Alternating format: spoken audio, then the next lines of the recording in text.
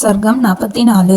பகீரத மன்னவன் பிரம்மனது கட்டளைப்படி கங்கையில் தர்ப்பணம் செய்து வைத்து நகரம் மீண்டமை கூறுதல்.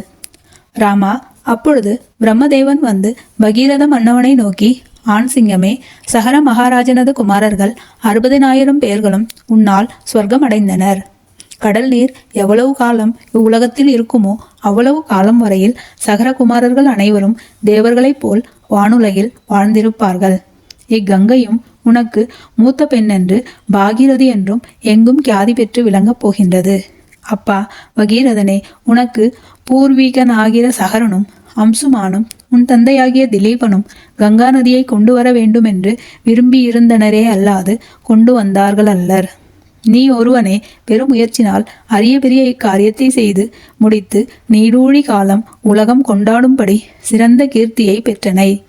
இனி நீ இதில் தர்ப்பணம் செய்து முடித்து உன் பட்டணம் சேர்வாயாக என்று சொல்லி தான் பிரம்மலோகம் போய் சேர்ந்தனன் என்று கங்கையின் வரலாற்றை விஸ்வாமித்திரர் இன்னனம் தாசரதிகளுக்கு விரிவாக எடுத்துரைத்தனர்.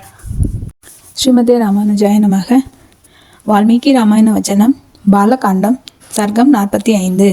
ராமனுக்கு விசால நகரத்தை பற்றிய வரலாறு கூறுகின்ற விஸ்வாமித்திரர் முன்பு தேவாசுரர்கள் பார்க்கடல் கடைந்த கதையை கூறுதல்.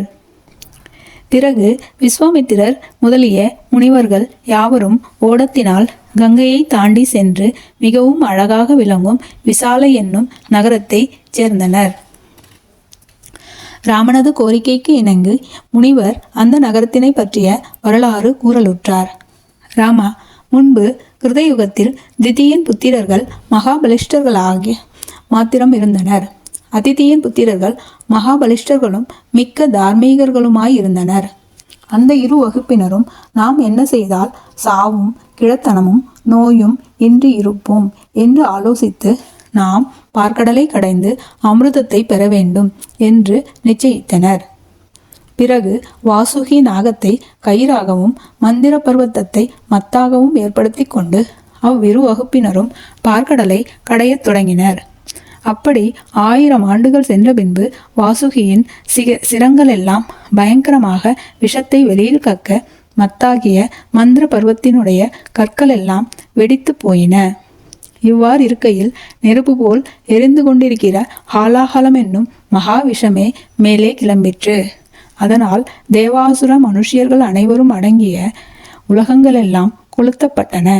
பின்பு தேவர்கள் பசுபதியை சரணமடைந்து காப்பாற்ற வேண்டும் காப்பாற்ற வேண்டும் என்று துதி செய்ய அங்கு ஸ்ரீ மகாவிஷ்ணு எழுந்தருளி புன்சிரிப்புடன் சிவனை கண்டு, தேவாதிபதியே, நீ தேவர்களுக்கெல்லாம் முதலில் பிறந்தவன் ஆனது பற்றி பார்க்கடலை கடைகையில் அதில் முதலில் உண்டானது உன்னுடையதன்றோ? ஆகையால் இவ்விஷத்தை அக்ர பூஜையாக நினைத்து அங்கீகரிப்பாயாக என்று மொழிந்து மறைந்தனன். ராமன் கதை கேளுங்கள், ஸ்ரீ ரகுராமன் கதை கேளுங்கள்,